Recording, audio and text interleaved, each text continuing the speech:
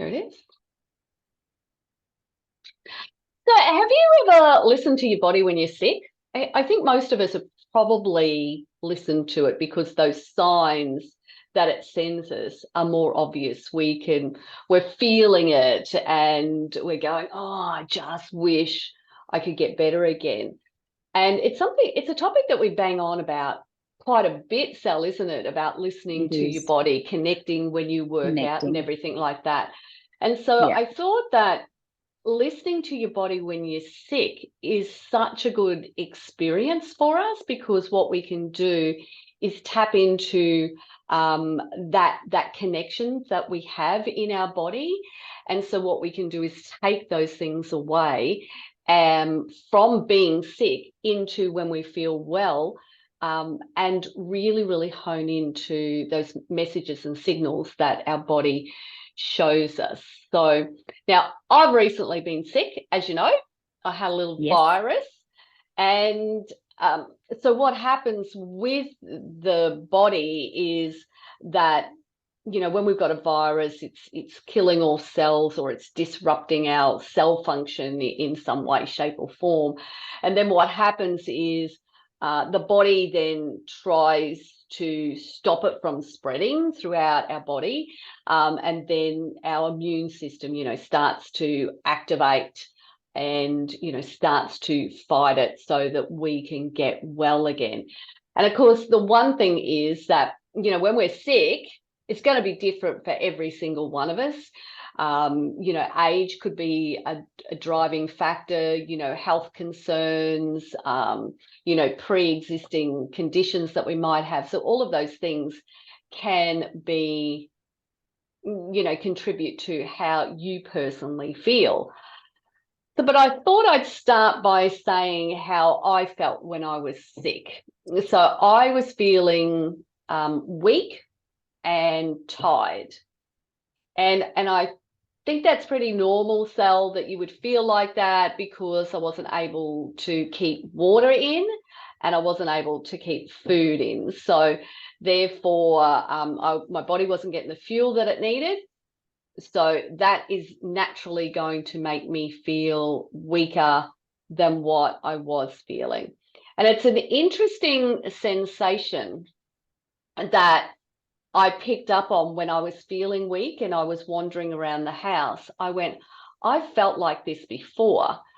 And it was, back in the day, and you would know me from back in this era where I would hardly eat anything at all. And that's what came to mind is when I was starving myself, that's how I was feeling. I was that weakness in my body was exactly the same as how I was feeling when I was sick. Mm. And in those days when you would starve yourself, whatever food you put in your body would hold on to because your body's in that fight or flight mode. But when you're sick like you were last week, nothing's staying in there. No. So that weakness would be probably, amplified. Yes, yeah. But it was interesting to hone into that feeling and tap into that memory bank of mine and go, okay, I've actually experienced this before. And so it's not a good thing, obviously, not eating and not drinking. So particularly like as someone who loves my water and drinks water constantly, it was like I was just chomping at the bit to be able to have water and to experience, to feel hydrated again. Yeah, I was really hydrated.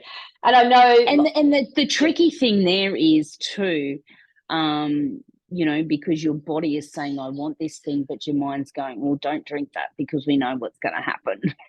Yeah, that's right. That's right. Yeah, it's coming out again. Yeah.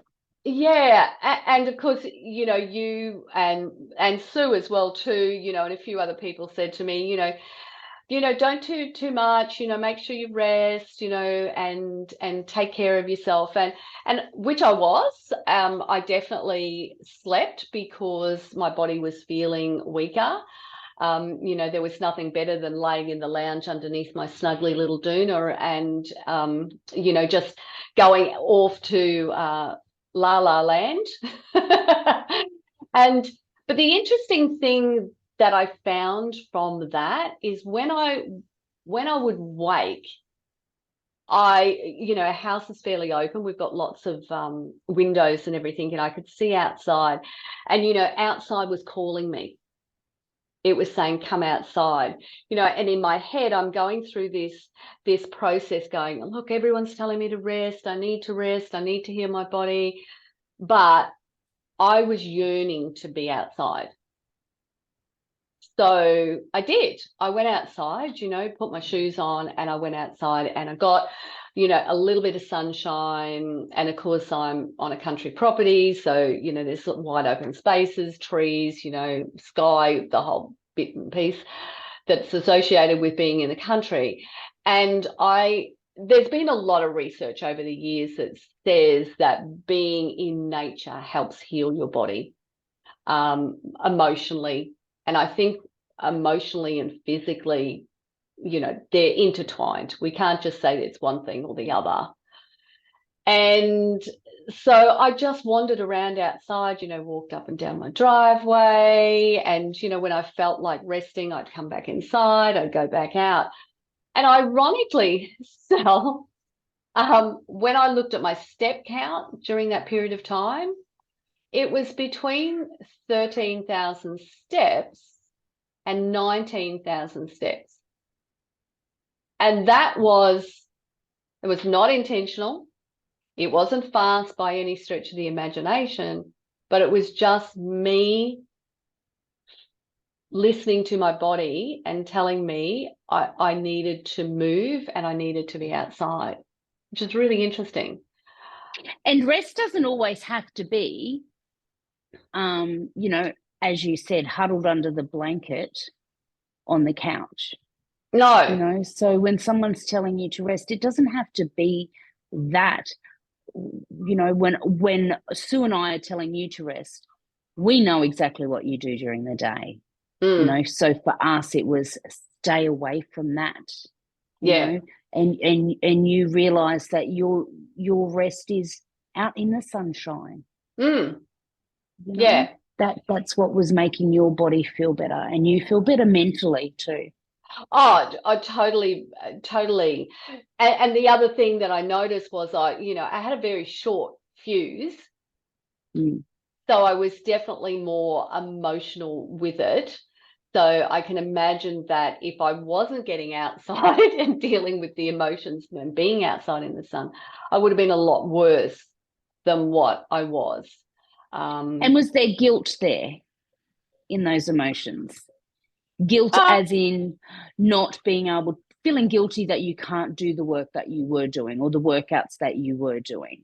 No, not at all. No. I think for me, I've got over that guilt thing. I was listening to something this morning about binge eating and how, you know, that guilt hits afterwards. And I'm thinking, well, if I've overdosed on nuts, I love macadamia nuts, right? Oh, yes. Yeah, got some yesterday. Yeah. And if I hoe into those things, but I never feel guilty about it. I just go, oh, geez, they were good. Yeah. So yeah. So the other interesting thing is I went and had a look at what my pace was with the walking, because, you know, I felt like I was on a meander for me, right? Yeah. So my pace is somewhere between 6 to 9 kilometers per hour. Yeah. Okay. The average 60-year-old woman, I think she's supposed to walk at something like a 3.8 kilometer per hour rate. Yep. Well, Sal, that was my rate when I was sick. Yeah. So, which was really, really interesting. It was a much slower rate than what I would normally walk, but I actually experienced what it's like to be someone who sits at that average pace of a 60-year-old. Yep. Yep. And for me, it just felt like it was, walking like a, yeah. Oh, I can't even describe it. It was just like da da da da da da. So it was a little bit of a meander. So it didn't feel like anything more than that. Yeah. For you, Sal, like you've been sick a few times during the course of the year. What have you experienced when like tapped into what's going on with your body? Headaches, like, I get migraines Yeah. every now and then. And it's the headaches. And one of the things that is interesting, the first thing I think about is I haven't had enough water. So I'll go and drink some water. Yeah. And I have noticed that my headaches and my migraines haven't been getting as bad as they were when I was younger. Mm-hmm. Mm-hmm.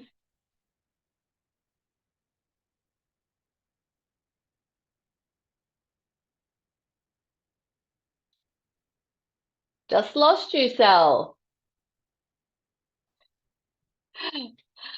I'll just keep going, ladies. So, one of the other things that I personally experienced during that period of time was I'm an avid believer in checking on heart rate and what's going on there. And my heart rate normally when I wake up first thing in the morning, so that resting heart rate is in the low 60s. But what I actually discovered was that during that period of time, my heart rate was up in the 80 zone, so that low 80s. So it had crept up by 20 beats. But what I did also go and look at was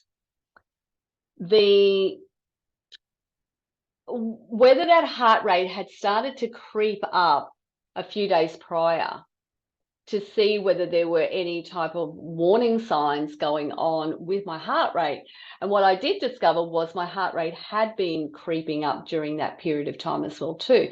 So that was a really interesting thing. And I know that I think there's some research just started on heart rate and the impact and what it might be able to show you. So there's some, so I'm looking forward to when that conclusion and that paper comes out as well too. So the other thing that was really interesting for me was that because I wasn't feeling well, I was getting lots of pieces of advice on what to eat, So, you just need to eat, that plain types of food, and that food just needs to, allow your body to settle back into eating. And so I did take some advice, and I did have this plain white cracker, which I would normally not have. And oh my goodness, my body just responded like something chronic. It was rock hard, and it was just very, very uncomfortable. And so it was, just one of those things where I just went, because I'm not used to eating this food, and then all of a sudden I am eating this food, my body was definitely telling me that it was a big issue for me. Hello, Sal, welcome back. Hi, thanks for having me back. I do not know what happened. It kept saying to me, connecting. So just dropped out. I don't know. Yeah, just doesn't matter. So apologies, ladies. Sorry about that. That's okay. I just kept on rambling. I was just talking about food, and the standard food that they recommend, when you're not feeling well, to have that bland food. And yet I went, don't normally eat it, and I'm not feeling like it, but because everybody's telling me this is what I should do, I did do it. And then I had this big response in my body. Yes. My stomach, my belly went rock hard, and it was just unbearable. I hated it. And so what I was feeling like, here's an interesting thing. I was feeling like I was feeling like something that had lots of salt in it. And I think that's normal. Yeah, that would be normal because of, the decrease in sodium and electrolytes, because I hadn't been drinking water. So, Yeah. I had a roast pork outside. So I threw that in because I went, that's easy to cook. I can just throw that in the oven and it'll just cook away. And oh my goodness, it was just absolutely yum. And my stomach went, oh yes, you can keep that in. That's not going anywhere. So, which was really, really interesting, because what I found was the same thing applied to chicken. So it was the protein that I was able to actually, keep in my body, and of course then start to drink some water as well too. So yeah, very interesting stuff that was going on. And what that also did was give me that opportunity to really hone into the food. So the food that I was eating and how my body was responding to it. And so it was much more in my mind, and it gave me the opportunity to go, well, hang on a minute, these things are probably not things that your body actually wants or needs. Yeah. Yeah, definitely. Especially if you're, as you said, you're not keeping that water in. So, or you're not, having your water and your body's craving the salt. You're not getting salt from your fruits and your nuts and that. Well, maybe from your nuts, but from your fruits, it's more sugary, and you were craving that salty. Yeah, your body wanted that saltiness. Yeah. Now, Sal, before you dropped out, you were talking about your headaches and your headaches becoming less. Yes. Because I realized, okay, well, I'm not having my water. So I have my water, or have more water, I should say. And those headaches, while I still get them, they seem to pass a lot quicker. Okay. I'm not having them for as long. So they're passing a lot quicker when I click and realize, okay, I need more water. So, and it's not that I'm tired, when I getting my headaches, and this is just, one of the things when you're sick, sicknesses come in all different types of things. So it's not that I'm weak or anything. It's just that head and I just go, I need water. I think there's nothing worse than a headache, because you cannot function, moving that head wherever, you cannot function. I can't anyway. They just, No, I'm exactly the same. And I don't often get a migraine, but I think I've had 2 in my life type of thing. But it's like, no, I'm just laying on the bed. I'm not moving, and I just want to stay there. Yeah. The other thing I was thinking is that it's really important to be kind to yourself afterwards, after you're healing, because I think what can happen is that the weights, for example, that I was lifting before I was sick to when I came back, it was like, okay, no, I'm going to just drop down one set of weights because I just need to rebuild. And it's really interesting to see how much, from a strength perspective, you can decline in such a small period of time. And what can also happen is that you break your pattern, that routine that you have of exercising. So therefore, it can be very difficult to get back to that routine that you had prior to being sick. And it doesn't, as I said, it doesn't take a lot of time. I've only been sick, 2-3 days, I think, at the outside. So it wasn't a long time, but I can feel that, that struggle or that level of resistance to get back to it. And so, for example, in my head, on Wednesday morning, I normally get up and come and do the 6 a.m. session with you that you're running. And I was even a few days before that, I think on the Monday, going, I might have a sleep in. Maybe I'll go to 7.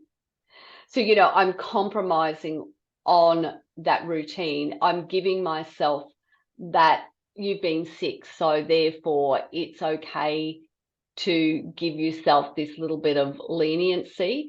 But the reality was I was well enough to get up and do a modified workout, and I was getting in my own head about giving myself that out because I'd been sick. And we all have those two little people, the devil and the angel, that sit on our shoulders. And it was, that little devil who's trying to get me not to follow through, whereas my little angel was just kept on pushing me. And I did get up and I did do it. And I was very thankful that I did get up and do that. Absolutely. Yeah. Because I think, if you did, and we were talking about this the other day, if you let the little devil win out, don't go to your workout, have a sleep in, an hour later, is that devil then making fun of you? Ha ha, you didn't do your workout. How guilty do you feel? Yeah. You're so lazy, blah, blah, blah, blah, blah. Yeah. But you knew in your body that you were okay to go back. Yeah, totally. Yeah. And so I'm not suggesting that, anybody is, like me and should do what I do. This is all about you listening to your body, but really, really questioning whether you are giving yourself those outs or whether you really do need to still recover. Exactly. Are you going to wrap yourself up in cotton wool where you go, okay, I'll just take another week off just to be sure? Or are you going to wrap yourself in like tissue, like you just did? Wrap yourself in tissue. I can go in. I know I'm going to, take it nice and easy. And if your trainers know what's going on in your personal life and that you've been sick and that sort of thing, they're going to make sure you take it easy too, depending on, what sort of illness it was and that sort of thing. They're going to make sure you're taking it easy. Yeah, absolutely, Sal. Absolutely. Do you have any other words of advice when it comes to, taking these lessons that we have from being sick and being more in tune with our body to bringing them into, how we can use that in everyday life in listening to our bodies more?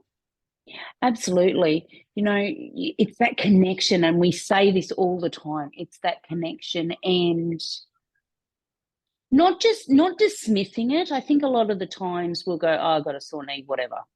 Or, oh, I feel sick in my tummy, whatever. Don't dismiss it. Like if you connect with it and you recognize it, go deeper into that recognition of it. I can't think of the word that I want to use. Like you were sick. Yes, I acknowledge that I'm sick, but then you were connecting with the different parts of your sickness. So I think it's very important to do that. And that way, when you do return to your workouts, that connection will then follow through into those workouts. So, okay, I am ready to go back, but I think this is probably all I'm going to be able to handle today. And, one of the other areas, Sal, if you think about this is, when you go on holidays now, particularly for women over the age of 50 who, we work with, many of them travel, right? And they're off on holidays a lot and they go, oh, I'm just going on holidays. So, and then they come back and then they go, well, go easy on me. Well, the thing is, we're not going easy on you, because the truth of the matter was that you might have been on holidays, but you don't have to be on holidays from a quick 5 or 10 minute connection with your body and actually, doing some type of workout to keep that strength and that cardiorespiratory fitness that you have. Maybe you're someone who, when you go on holidays, you do active holidays. Like that's me. I would very rarely go on a holiday where I'm going to be sitting around, with my feet up. Well, the beautiful TT, she has been away for a month. Yes. And, she returned back last week, back into the studio, and she said, You know, I did a lot of walking. I know there was one day where they walked for 9 hours. Yes. She said, I did a lot of walking. She said, but I should have kept up my workouts. Yeah. You And know, everybody coming back says, in, she's realised how much strength she's lost. Despite being active, she's lost her strength. Yeah. And I think that's one of the biggest messages that we keep banging on about, which is that, you know, walking's great, but it's the strength that's declining in our body, is strength and flexibility, and these are the things that we need to take care of, because that's what's going to support those things that you love and enjoy. Definitely. And, you know, and then it flips back to when you do get sick, you're going to recover a lot quicker. Oh, absolutely. Because you are working out, then your recovery is a lot quicker than someone who isn't working out, you know.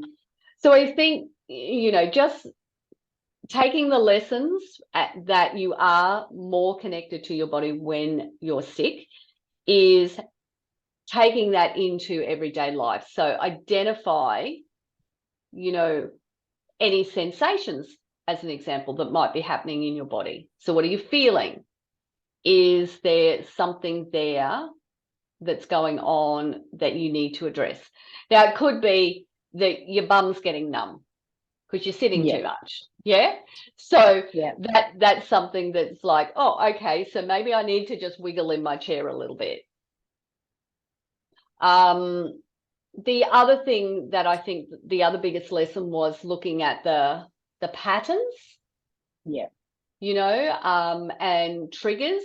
So the things that I was eating, you know, the call to get outside, you know, so all of those things were all patterns and triggers that are in my life.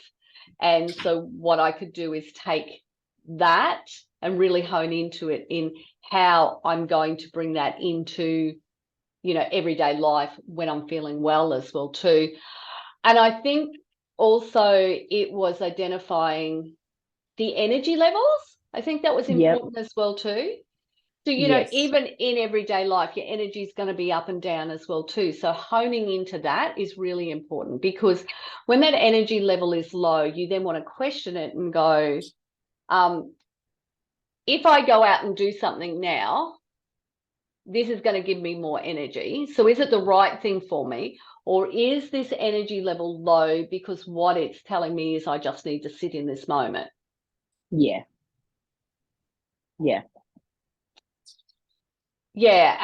all in all, I just think that you have that opportunity to have a deeper connection to, you know, your mind and your body and how it's functioning when you're being sick. So take the lessons from it, bring it into everyday life so that you can use it.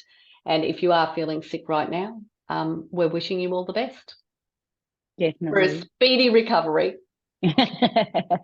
Any final comments from yourself? I read a wonderful quote the other day, and it, you know, relates to you going out in the sunshine, and it said, I thought it was sad. I was sad, but all I needed was some sunshine. Oh, it's so true. Like we haven't had sunshine here for, you know, the last week. It's been, you know, overcast and, you know, a little bit of drizzle and whatnot. And the sunshine was coming out this morning and I've gone, oh, yay, sunshine. Yay. Yes, I know. I'm so looking excited. out now. It's just blue sky everywhere. It's beautiful. Yes, lovely. Yeah. Thanks for joining me, Sal. Thank you for having me, as always. Hope you got something out of it today, ladies. We'll see you all very soon. Bye. Bye, everyone.